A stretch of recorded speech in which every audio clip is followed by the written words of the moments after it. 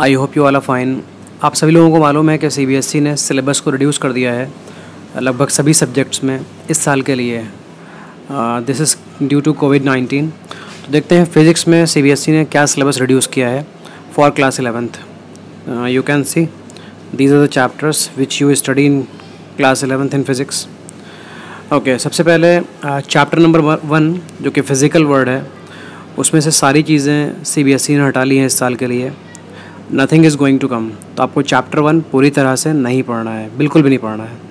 अब चैप्टर 2 में आते हैं। इसमें कोई रिडक्शन नहीं हुआ है, पूरा चैप्टर आपको पढ़ना है। Need for measurement, unit for measurement, systems of units, everything has to be studied. इसके बाद हम आते हैं थर्ड चैप्टर में, motion in a straight line. इसमें frame of reference, motion in a straight line, position time graph, speed and velocity, ये portion हटा लिया गया है और बाकी सारा पोर्शन सिलेबस में अभी भी है। जितना पोर्शन आपको रेड मार्क दिख रहा है ये सिलेबस से हट चुका है। फिर आते हैं chapter number 4, motion in a plane में। मोशन इन अ प्लेन में कुछ भी रिमूव नहीं हुआ है, सारी चीज़ें अभी भी सिलेबस में है। फिर chapter number 5, laws of motion. इसमें कुछ चीज़ें हट चुकी हैं, रेड मार्क की हुई हैं, इन चीज़ों को आपको नहीं पढ़ना है।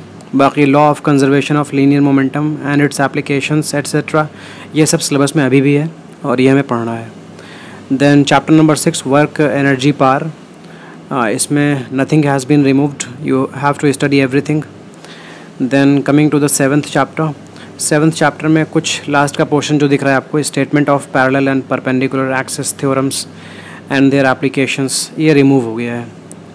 चैप्टर नंबर 8 में Kepler's laws of planetary motion, acceleration due to gravity, this has been removed. इसके बाद चैप्टर नंबर 9 में elastic behaviour, shear modulus of rigidity and everything which has been marked as red has been removed.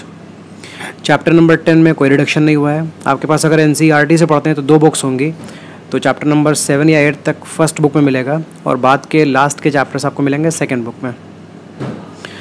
Mechanical properties of fluids, ये chapter number 10 है, इसमें कुछ भी remove नहीं हुआ है। चैप्टर नंबर 11 में heat temperature, heat transfer, conduction, convection and radiation, ये रिमूव हो गया है। चैप्टर नंबर 12 में भी कुछ रिमूव हुआ है, you can see it is marked as red. And chapter number 13, kinetic theory में कुछ भी रिमूव नहीं हुआ है। चैप्टर नंबर 14, ऑसिलेशंस में कुछ भी रिमूव नहीं हुआ है।